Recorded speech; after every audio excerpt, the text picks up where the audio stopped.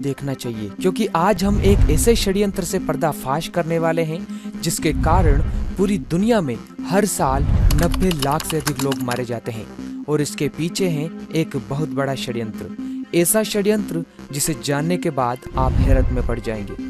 दोस्तों, आप चौंक उठेंगे ये जानकर कि कैंसर का इलाज संभव है, मगर ये बात जानबूझकर हमसे छुपाई गई है। हाँ दोस्तों, ये षड्यंत्र रचा गया है उन फार्मास्यूटिकल कंपनीज के द्वारा जो अलग अलग तरह की बीमारियों पर रिसर्च करके अलग अलग दवाइयाँ बनाती हैं, फिर उन दवाओं को बाजार और हॉस्पिटल में बेचती हैं। ये कंपनीज कैंसर की दवा भी बनाती हैं, जिससे इन कंपनियों को हजारों बिलियन डॉलर का फायदा होता है। इन कंपनीज को अच्छी तरह से पता होता है कि ये दवा किसी काम की नहीं है, फिर भी जानबूझकर फार्मास्यूटिकल बेअसर दवा बनाती हैं, ताकि मरीज कभी अच्छा ना हो और उनका करोड़ों अरबों का व्यापार ऐसे ही चलता रहे।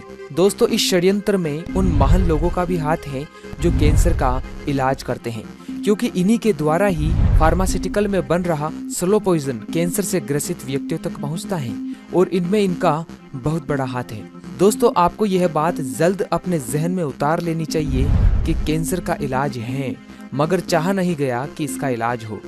हमारा शरीर कई प्रकार की कोशिकाओं से मिलकर बना है। जब ये कोशिकाएं अनियंत्रित तौर पर बढ़ती हैं और पूरे शरीर में फैल जाती हैं, तब यह शरीर के बाकी हिस्सों को अपना काम करने में रुकावट बनती है, जिससे उन हिस्सों पर कोशिकाओं का गुच्छा, गांठ या ट्यूमर बन जाता है। इसी अवस्था को कैंसर कहते हैं। डॉक्टर इन अनियंत्रित होकर बड़ी हुई कोशिकाओं के गुच्छे या गांठ को हटाने के लिए कीमोथेरेपी, रेडियोथेरेपी और कोबाल्ट थेरेपी का इस्तेमाल करते हैं, ताकि कैंसर की कोशिकाओं को मार सकें। इन थेरेपी से कैंसर की कोशिकाएं तो मर जाती हैं, परंतु साथ ही शरीर की बाकी अच्छी कोशिकाएं भी मर जाती हैं, जिससे शरीर की प्रतिरक्षक शक्ति, रेजिस्टेंस पावर, वो बिल्कुल खत्म हो जाती है। कीमोथेरेपी से व्यक्ति के शरीर के पूरे बाल उड़ जाते हैं और फिर धीरे धीरे समय निकालते निकालते रोगी मरता ही है, क्योंकि एक बार जब हमारे शरीर की कोशिकाएं मर जाती हैं तो उसे हमारा शरीर दोबारा नहीं बना सकता है। और ये बात कैंसर का इलाज करने वाले मसीहाओं को अच्छे से पता होती है। व्यक्ति कैंसर से नहीं मरता है, ध्यान दीजिए दोस्तों, बल्कि जो ट्रीटमेंट उसे दिया जाता है उससे उसकी मौत होती है। और ये बात स्वयं राजीव दीक्षित जी ने भी कही थी कि कैंसर से ज्यादा खतरनाक कैंसर का ट्रीटमेंट है। और ट्रीटमेंट क्या है वो हमने आपको बता दिया है। इतनी सारी दवाओं के बनने के बाद भी कैंसर जैसा रोग लाइलाज है। इसकी वजह सिर्फ यही है कि वह कभी चाहते ही नहीं कि कैंसर जैसा भयानक रोग कभी सही हो, इसलिए बेअसर दवाइयों का बनना जारी है। पर कैंसर का डर हमारे अंदर इस तरह से बिठाया गया है कि हम इसे लाइलाज मानते हैं। दोस्तों, कैंसर का इलाज संभव है, और केवल कैंसर ही नहीं बल्कि हर बीमारी का इलाज प्राकृतिक तरीके से संभव है। प्राकृतिक जड़ी बूटियों और पत्तों से आज भी कई जगहों पर कैंसर का इलाज किया जाता है। अभी हम आपको एक महात्मा से मिलवाते हैं। इनका नाम है श्री संत भगवान दास जी।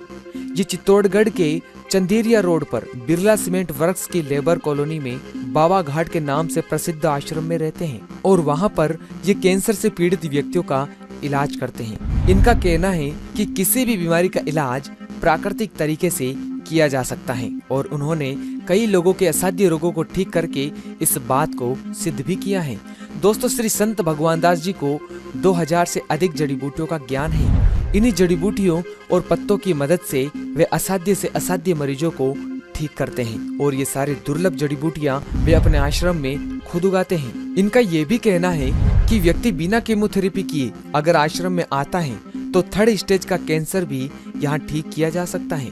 इनके आश्रम का पता आप नोट कर लीजिए, और दिए जा रहे नंबरों पर कॉल करके भी आप इनसे बात कर सकते हैं। दोस्तों, इसी आश्रम में राजीव दीक्षित जी 3 दिन ठहरे थे, और संत भगवान दास जी से उन्होंने आयुर्वेद, अध्यात्म और इतिहास के बारे में अद्भुत जानकारी प्राप्त की।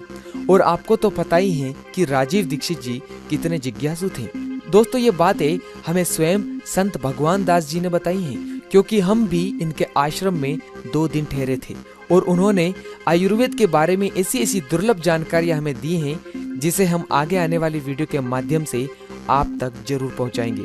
दोस्तों, इस वीडियो को केवल आप अपने तक ही सीमित न रखें, और इसे इतना फैलाएं कि फार्मास्यूटिकल वालों की चाल हर व्यक्ति को पता चले, और लोग फिर से हमारे आयुर्वेद की ओर लौटे। ये मिशन आपके बिना संभव नहीं है, इसलिए हर एक मित्र इस वीडियो को शेयर करें।